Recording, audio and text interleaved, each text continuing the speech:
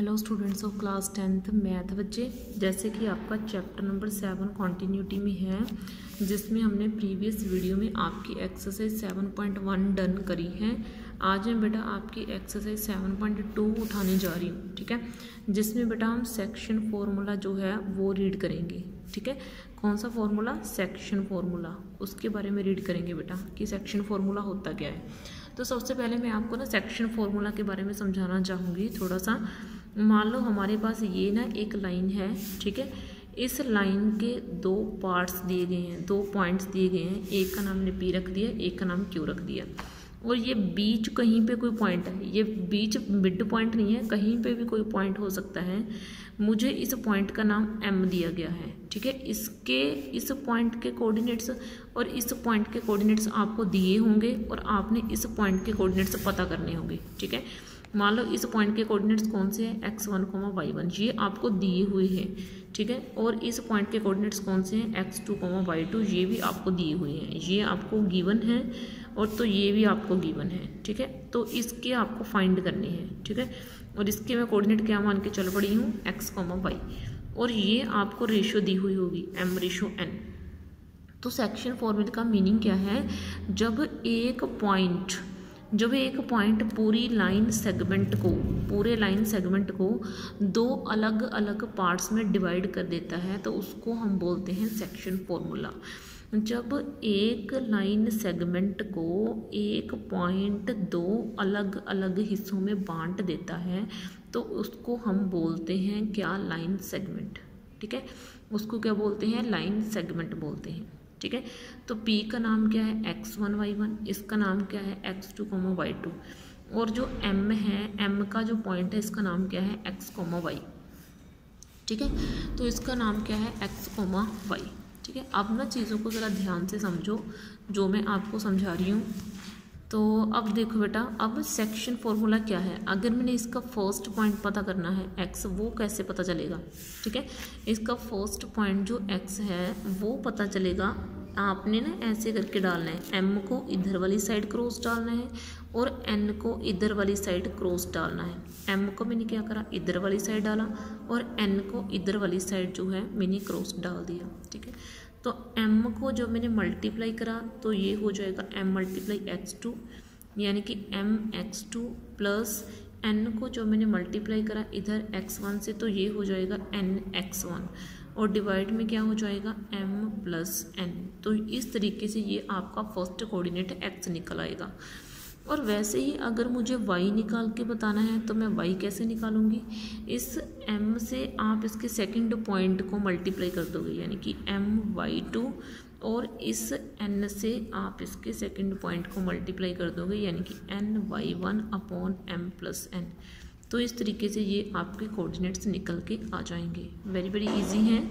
तो अब ना मैं क्या कर रही हूँ, आपकी एक्सरसाइज 7.1 स्टार्ट कर रही हूँ। तो ये तो मैंने आपको समझा दिया कि सेक्शन फॉर्मूला कैसे लगता है और कैसे अप्लाई होता है। अब मैं आपकी एक्सरसाइज 7.1 उठा रही हूँ।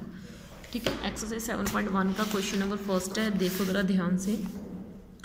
मुझे क्या करना है? Find the coordinates of the point. मुझे उस पॉइंट के कोऑर्डिनेट्स निकाल के बताने हैं जो पॉइंट इन पॉइंट से बनी हुई लाइन को 2:3 में डिवाइड कर दे। मतलब बात सीधी सी है, ये समझो, ये एक लाइन है, ठीक है, इस लाइन में कहीं पे कोई एक पॉइंट है, मुझे वो पॉइंट ढूंढना है कि क्या है। ठीक है, और ये पॉइंट इन पॉइंट से बनी हुई लाइन को -1, 7 एंड 4, -3 से बनी हुई लाइन को 2:3 में डिवाइड करता है। ठीक है, मैंने क्या बोला? मुझे उस पॉइंट के कोऑर्डिनेट्स निकालने हैं जो -1, 7 और 4, -3 से बनी हुई लाइन को 2:3 में डिवाइड करता है। ठीक है, तो क्या मैं इस पॉइंट को P का और इस पॉइंट को Q का नाम दे सकती हूँ? और ये M अननोन है तो M को मैं x, y डाल देती हूँ, यानी कि मुझे x भी पता करना है और मुझे y भी पता करना है। मुझे दोनों के दोनों पता करने हैं। मुझे x भी पता करके बताना है कि कितना है और मुझे y भी पता करके बताना है कि कितना है। ठीक है, तो क्या मैं इसको m मान सकती हूँ और इसको n मान सकती हूँ? तो ये इसको मैंने फर्स्ट वैल्यू को x1 मान लिया और इस सेकंड वैल्यू को मैंने y1 मान लिया, ठीक है। और इस जो है फर्स्ट वैल्यू को मैंने x2 मान लिया और इस वैल्यू को मैंने y2 मान लिया, ठीक है। तो इस तरीके से मैंने ये अप्लाई कर देना है कौन सा फॉर्मूला, सेक्शन फॉर्मूला, ठीक है। जिसमें x निकालने का फंडा क्या है, x निकालने का फंडा है mx2 plus nx1 divide by m plus n, ठीक है। तो m कितना है 2 मल्टीप्लाई x2 कितना है 4।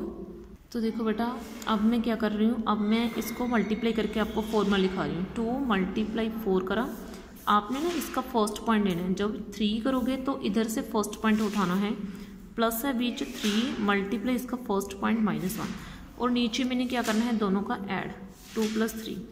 तो ये कितना हो जाएगा, नीचे आपका 4 हो गया, ऊपर आपका 8 - 3 हो गया, क्योंकि 3 को जब आप -1 से मल्टीप्लाई करोगे तो ये माइनस के 3 आ जाएंगे। तो ये कितना हो गया आपका 5 डिवाइड बाई 5 और ये आपका निकल गया 1, ठीक है। तो यहाँ से मैंने x की वैल्यू निकाल दी भाई, ठीक है। अब मैं y की वैल्यू निकाल दूंगी। तो y की वैल्यू निकालने का फॉर्मूला क्या है, my2 plus ny1 divide by m plus n, ठीक है। तो m कितना है मेरा 2, इसको मल्टीप्लाई कर दूंगी मैं y2 से जो मेरा कितना है -3 और ऐड कर दूंगी n यानी कि 3 × 7 divide by m plus n यानी कि 5, ठीक है। तो ये कितना हो जाएगा, -3 को 2 से मल्टीप्लाई करा -6 प्लस 7 को 3 से करा 21, नीचे कितना आ गया 5। तो ये कितना आ जाएगा 15/5 विच इज़ इक्वल टू 3, ठीक है। तो मेरे पास ये निकल गए पॉइंट कितने 1,3, ठीक है। तो मेरे पास ये जो पॉइंट है m पॉइंट वो कितना निकल के आ गया 1,3। और लास्ट में आपने डालना भी है कि पॉइंट m जो है वो मेरा कितना निकल के आया 1,3, ठीक है। अब सेकंड क्वेश्चन को करवाने से पहले मैं आपको समझाना चाहूँगी ट्राइसेक्शन का मीनिंग, ठीक है, कि ट्राइसेक्शन का मीनिंग क्या होता है। ट्राइसेक्शन का मीनिंग है 3 इक्वल पार्ट्स में डिवाइड कर देना, उसको ट्राइसेक्शन बोलते हैं। ट्राई यानी कि 3 सेक्शंस बना देना। आप खुद सोचो कि आपके पास एक लाइन है, वो लाइन मान लो 2 पॉइंट से मिलकर बनी हुई है। कौन कौन से, x1, ठीक है,